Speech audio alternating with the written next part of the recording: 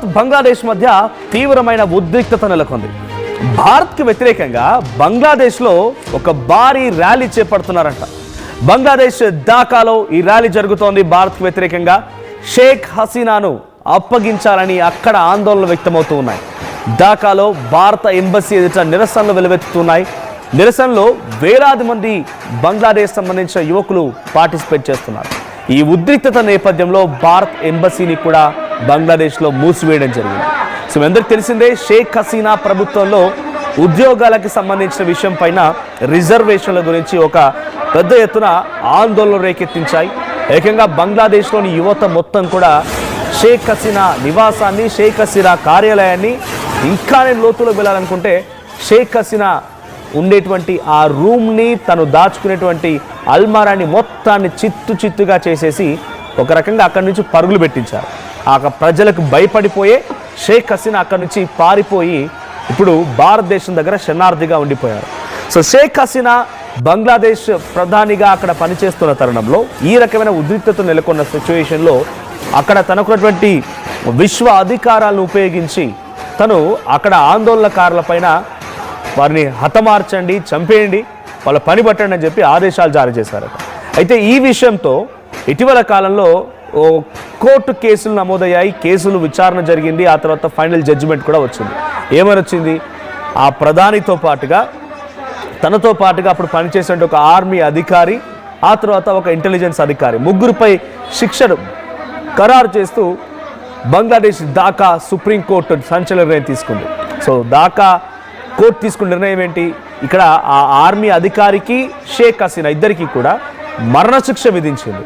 ఆ ఇంటెలిజెన్స్ అధికారికి మాత్రం తనకి ఒక 7 ఏళ్ల పాటుగా జైలు శిక్ష విధిస్తూ నిర్ణయం తీసుకుంది. సో ప్రస్తుతానికి షేక్ హసీనా భారత్ దగ్గర శరణార్థిగా ఉన్నారు. సో తనకి శిక్షను అమలు చేయాలి కాబట్టి తనని అక్కడికి పంపించండి అని చెప్పి పలుమార్లు భారత ప్రభుత్వాన్ని కూడా అక్కడి ప్రభుత్వాలు, లేకపోతే అక్కడ ఉన్నటువంటి ఆర్మీ అధికారులు, కోర్టులు కూడా ఆదేశించినట్టు తెలుస్తోంది. కానీ ప్రస్తుతం ఇంకా శరణార్థిగా ఉన్నటువంటి షేక్ హసీనా మాత్రం భారత ప్రభుత్వం దగ్గర సేఫ్గానే ఉన్నారు. సో తనని పంపించాలని పలుమార్లు రిక్వెస్ట్ చేసినప్పటికీ భారత్ నుంచి ఎటువంటి రెస్పాన్స్ లేదు. సో భారత ప్రభుత్వం కూడా అంత పెద్దగా రియాక్ట్ అవ్వలేదు. సో షేక్ హసీనా వ్యక్తిగత విషయం, తను వెళ్తుందా వెళ్దా, ఇక్కడ మాత్రం మనకు అతిథిగానే వచ్చారు, వాళ్ళ దేశంలో ఏం జరిగింది తెలీదు. సో అతిథిగా కంటే కూడా మమ్మల్ని కాపాడమని చెప్పి ఒక శరణార్థిగా వచ్చారు కాబట్టి తను మన రక్షణలో ఉన్నారు, భారత రక్షణలో. అక్కడ వాళ్ళు పిలుస్తున్నారంటే షేక్ హసీనాని కొన్ని లీగల్గా కాన్సిక్వెన్సెస్ ఉంటాయి. సో మన దేశంలో ఇప్పుడు శరణార్థిగా ఉన్న ఆవిడని పంపించడానికి ఈజీ కాదు కాబట్టి కొన్ని లీగల్ కాన్సిక్వెన్సెస్ ఉంటాయి, మాట మంతి ఉంటుంది, రకరకాల చర్చలు ఉంటాయి. అవేవి జరగకుండానే పంపించండి అని చెప్పడంతో ఇక్కడ ప్రభుత్వం కూడా కొంత సైలెంట్గా ఉండిపోయింది, రెస్పాన్స్ కాలేదు. కాబట్టి అక్కడి బంగ్లాదేశ్లో ఉన్నటువంటి యువకులు మొత్తం కూడా షేక్ హసీనాని మా ప్రాంతానికి పంపించండి, మేము ఇక్కడ శిక్ష అమలు చేయాలి, తనకు మరణశిక్ష విధించాలని చెప్పి అక్కడి యువకులని కావాలనే బంగ్లాదేశ్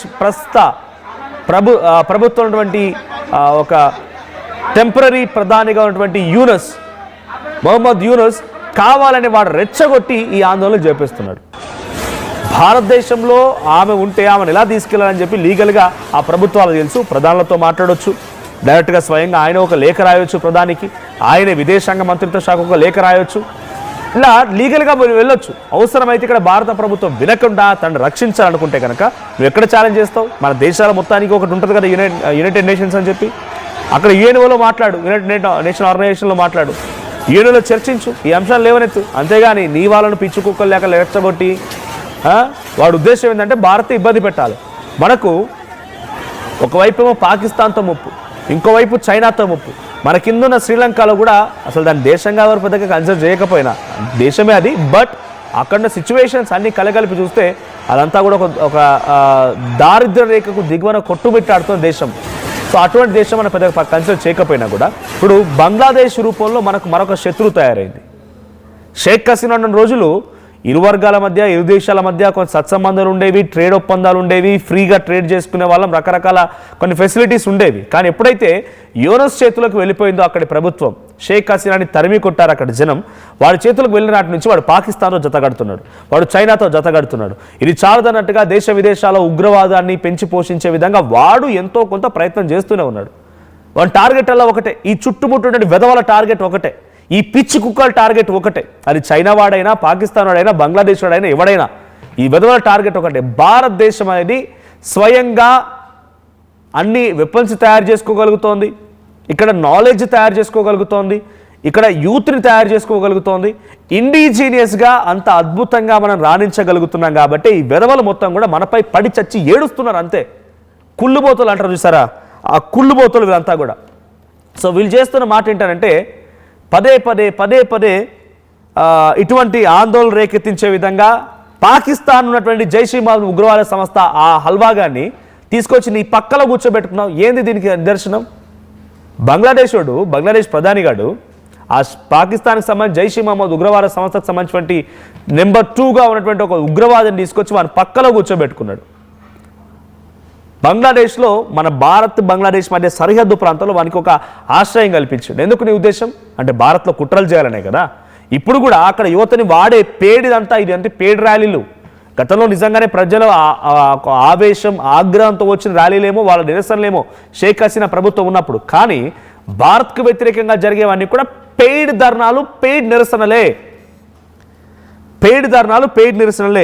ఈ స్థాయిలో అక్కడ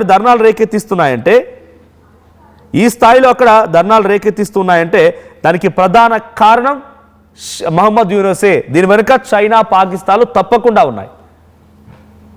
అరే విధవలతో పొత్తుగట్టి ఆ పిచ్చి కుక్కలతో మాట్లాడి వాళ్ళతో సత్సంబంధాలు పెట్టుకుని వాళ్ళతో ఫ్రెండ్షిప్ చేసి నీ దేశంలో భారత్ కోసం పోరాడితే ఏమొస్తుందరా విధవ?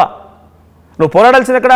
నిజంగా భారత్ కనుక వదిలిపెట్టకపోతే, భారత్ కనుక షేక్ హసీనాని తన దగ్గర ఉంచుకొని రక్షిస్తుందని ఆలోచన నీకుంటే ఎక్కడ పోరాడాలి? నువ్వు యుఎన్ఓలో పోరాడు, యుఎన్ఓలో వాయిస్ రేజ్ చేయి. నీకు ఎక్కడ అవకాశం వస్తే అక్కడ వాయిస్ రేజ్ చేయి, ఒక లేఖ విడుదల చేయి, ప్రభుత్వాన్ని రిక్వెస్ట్ చేస్తూ ఒక లెటర్ ఇవ్వు. లీగల్ ఫార్మాలిటీస్ ఉంటాయి. అక్కడ లోపల నీ ఆస్తులు ధ్వంసం చేసుకుంటూ నువ్వు పిచ్చి కుక్కలాగా ఒకటిపై ఒకటి కరుచుకోవడాలు, ఒకటిపై ఒకటి అరుచుకోవడాలు ఏమొచ్చింది ఇది?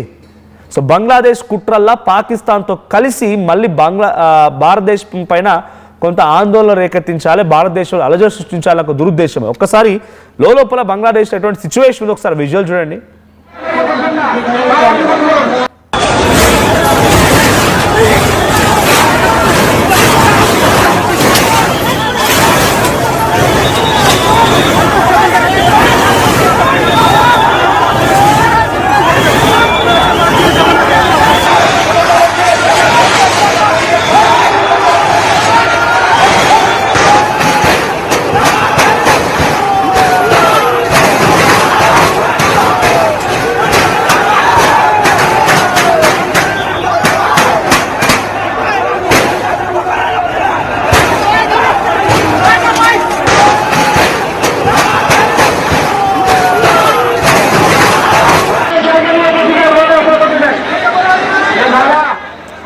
సో ఇది సిచ్యువేషన్. అక్కడ మార్కెట్స్ పై తొక్కడాలు, పోలీసులపై దాడి చేయడాలు, ఎంబసీ కార్యాలయం పైన రాళ్ళు విసరడాలు ఏం పోయే కాలం ఇది? వేరే వారిపై యుద్ధం చేసినప్పుడు వారితో యుద్ధం చేసే క్రమంలో ఫస్ట్ మనకు ఉన్నటువంటి అవకాశాలని చూసుకోవాలి. ఆ తర్వాత ఆ యుద్ధం ఎలా చేస్తున్నామో చూడాలి. ఆ చిన్న పోరలు పట్టుకొని చిన్న బచ్చాగాలు చూడండి, వాళ్ళంతా చిన్న పిల్లలంతా వాళ్ళని రెచ్చగొట్టి అక్కడ యుద్ధం చేయించేది నీకేం పోయే కాలం నాయన? అంత పనికిమాల పని కాకపోతే మన పని ఉందా? పనికిమాల పని, అనవసరమైనటువంటి ఒక రాద్ధాంతం సృష్టించడం, లోపల వాళ్ళ దేశంలోనే ఈ రకమైనటువంటి ఆందోళనలు రేకెత్తించే విధంగా ప్రయత్నం చేయడం, పనికిమాల దద్దమ్మ పని ఇదంతా కూడా. ఎవరికి వచ్చింది, ఎవరికి పోయింది పని ఏంది? షేక్ హసీనా అప్పగించాలనుకుంటే ఎస్, మీ డిమాండ్ కరెక్టే కావచ్చు. మీరు ఎక్కడ శిక్ష వేయాలనుకుంటున్నారు తనకి, మీరు ఆమెకు శిక్ష వేస్తారా ఏం వేస్తారనేది మీ ఇష్టం. తర్వాత తను ఏం చేయాలనుకుంటే తన ఇష్టం. తను ప్రస్తుతం శరణార్థిగా అంటే నన్ను కాపాడండి బాబోయ్ అని చెప్పి మా దగ్గరికి వచ్చి ఇక్కడ అడిగింది కాబట్టి కాపాడడానికి అవకాశం ఇచ్చి ఒక ఆశ్రయం కల్పించారు ఇక్కడ. ఆ తర్వాత మీరు దాన్ని లీగల్గా చూడాలనుకుంటే మీరు ఎక్కడ మాట్లాడాలో అక్కడ మాట్లాడండి, రిక్వెస్ట్ చేయండి, ప్రభుత్వానికి ఒక లేఖ రాయండి, ప్రధానికి ఒక లేఖ రాయండి, విదేశాంగ మంత్రిత్వ శాఖ ఒక లేఖ రాయండి, అవసరమైతే హోంమంత్రిత్వ శాఖ లేఖ రాయండి, తర్వాత డిఫెన్స్ మినిస్టర్కి ఒక లేఖ రాయండి, పలుమార్లు చర్చకు తీసుకురండి, ప్రధాని మాట్లాడివ్వండి. అంతేగాని లోపల పనికి మళ్ళీ ఆ యుద్ధంలో ఎంతమంది జనం ఉన్నారో, ఆ యుద్ధంలో ఎంతమంది జనం ఉన్నారో చూడండి ఒకసారి. ఊరికనే వస్తారా? వాళ్ళకంటే పిచ్చా? షేక్ హసీనాను మరణశిక్ష విధించాలని చెప్పడంతో వాళ్ళంతా జనాలు వచ్చి అక్కడ గొడవ పెడతారు. వీడి ఉద్దేశం ఏం తెలుసా?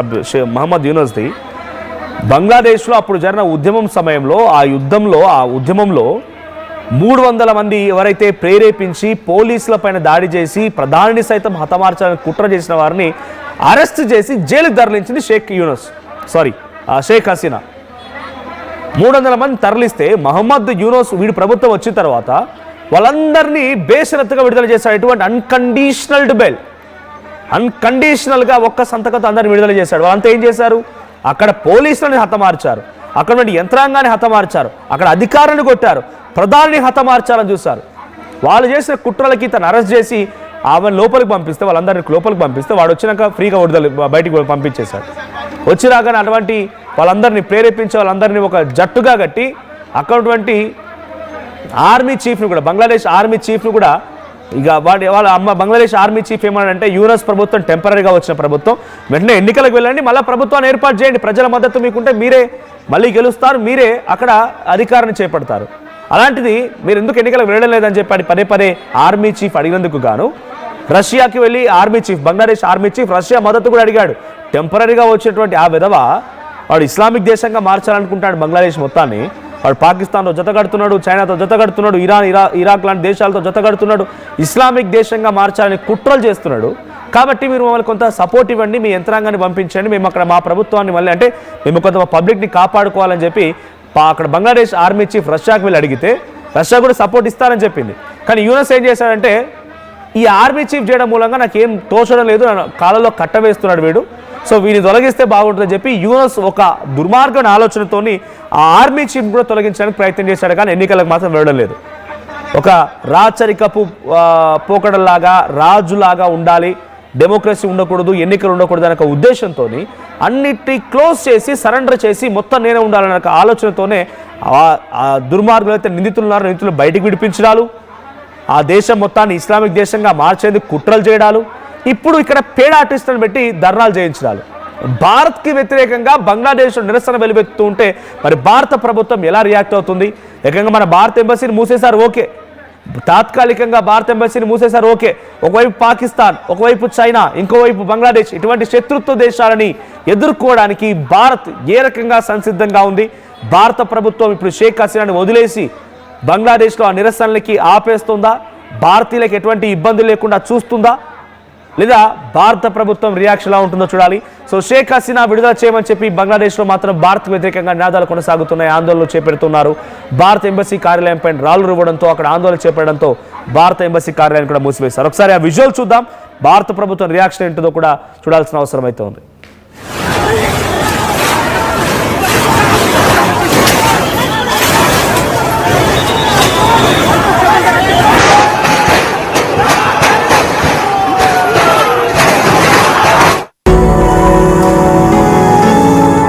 జలుబు, తలనొప్పి, మోకాళ్ల నొప్పులు మరియు నడుము నొప్పి, వీటన్నిటికీ ఒక ఆయుర్వేద ఉపశమనం శాస్త్రీ బామ్. ఇప్పుడు షాద్నగర్ వైపు ఉన్న స్వర్గసీమ వెంచర్ లో ప్లాట్ల పండగ వచ్చింది. నూతన వెంచర్ అమేయ రూపంలో అప్రూవ్డ్ ప్లాట్లు, resort facility, reasonable price. Swargaseema వారి నూతన వెంచర్ అమేయ. నగల సామ్రాజ్యం పెద్దది, మన వేడుకల్లో నగల పాత్ర పెద్దది. నగల్లో మన సంప్రదాయం అది పెద్దది. అదే విధంగా నగలు కొనేటప్పుడు మీ సేవింగ్స్ కూడా ఇకపై పెద్దగా ఉంటుంది. అన్ని నగల తరుగును ముందు కన్నా ఇంకా తగ్గించాం. ఈ తక్కువ తరుగును చూస్తే వెంటనే నగలు కొనేస్తారు. డైమండ్ జ్యువెలరీ ధరలు కూడా పెద్ద లెవెల్లో తగ్గించాం. ఇకపై అందరూ డైమండ్ జ్యువెలరీ కొనుక్కోవచ్చు. ఏ ఆఫర్లోనూ పక్కదారి పట్టకండి. ఇక్కడికొచ్చి కంపేర్ చేస్తేనే తెలుస్తుంది మీకు ఎంత పెద్దగా డబ్బులు ఆదా అవుతుందో అని. ఈ తరుగు కన్నా ఎక్కువ ఇస్తే మీరు కష్టపడి సంపాదించిన డబ్బు వృధా చేసినట్టే.